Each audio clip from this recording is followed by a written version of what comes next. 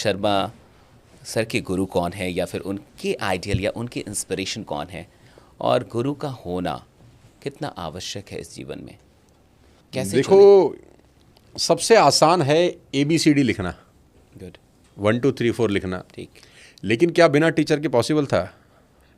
अरे क्या क्या क्या सवाल है। कितना आसान है ना ABCD लिखना। लेकिन क्या ये पॉसिबल था कि टीचर नहीं होती और आप लिख लेते? ना, नहीं हो सकता। यानी इतनी सी चीज़ के लिए भी आपको टीचर चाहिए ना। ओ क्या, सब क्लियर हो गया। My God.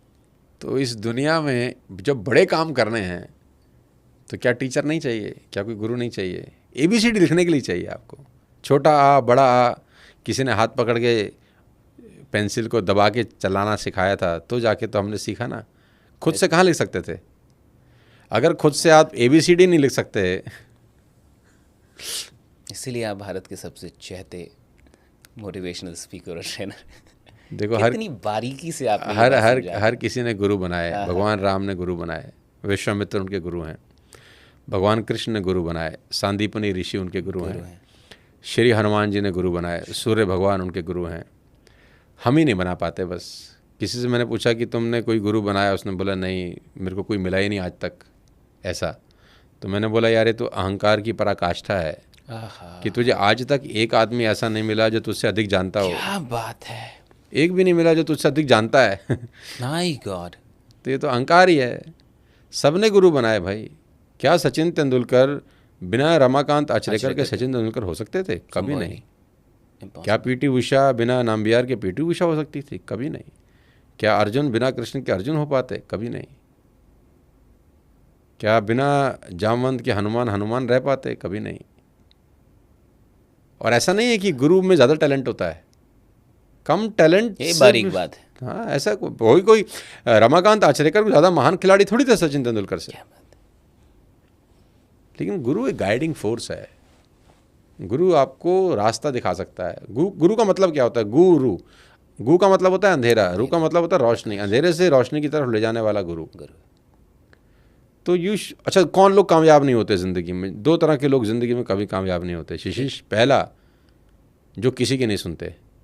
दूसरा, जो बहुत लोगों की सुनते हैं। वाह, क्या बात है। ये लोग कभी कामयाब नहीं होते। ये लोग ज़िंदगी में हमेशा परेशान रहेंगे। जो किसी की ना सुने और जो सबकी सुन रहे जो सबकी सुन रहे हैं, दोनों फेल होंगे। ये दोनों फेल हैं।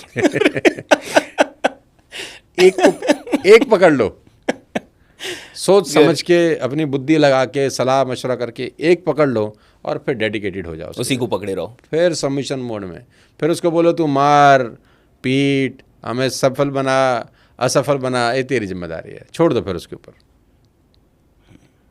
लेकिन जो 10 दरवाजे खटखटाता है ना, मैंने देखे हैं बहुत सारे लोग, वो सब लोग परेशान रहते हैं ज़िंदगी में।